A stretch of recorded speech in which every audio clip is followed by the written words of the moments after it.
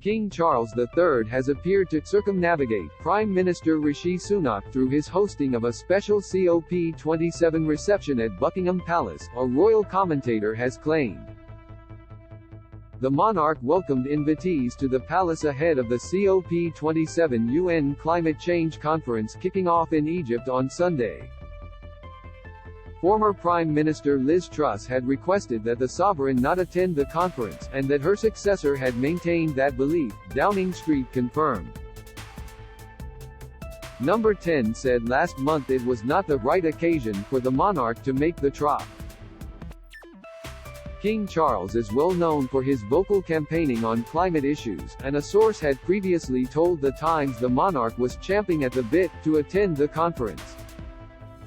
He gave a keynote address at last year's COP26 event in Glasgow, accompanied by Prince William, Kate, and Camilla. The Prime Minister attended Friday's reception. Image, Getty. Several prominent figures were invited to the reception. Image, Getty. The sovereign's reception on Friday included U.S. Special Envoy for Climate, John Kerry, designer and activist Stella McCartney, as well Mr. Sunak himself. Following the reception, royal commentator Daniela Elser described the event as the monarch coming dangerously close to publicly defying the newbie Prime Minister.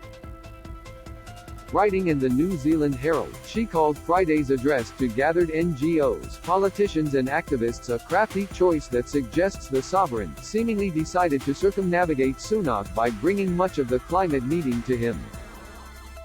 A spokesperson for Number 10 said Mr. Sunak had not been in office long enough to make appropriate arrangements for the monarch to travel to the North African country for COP27.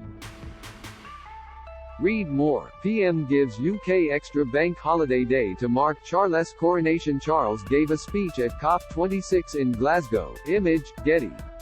The spokesperson told the media, "We do recognize that had the Prime Minister been in post earlier, the situation might have been different, but it is not logistically feasible at this late stage."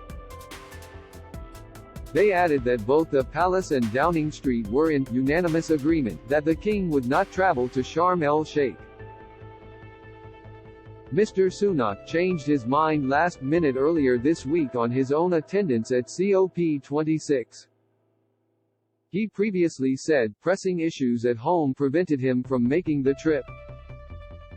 Don't miss Prince Harry and Andrew's remembrance wreaths dumped from display, live. Prince Harry's memoir brutally snubbed in poll as majority want buy, reveal.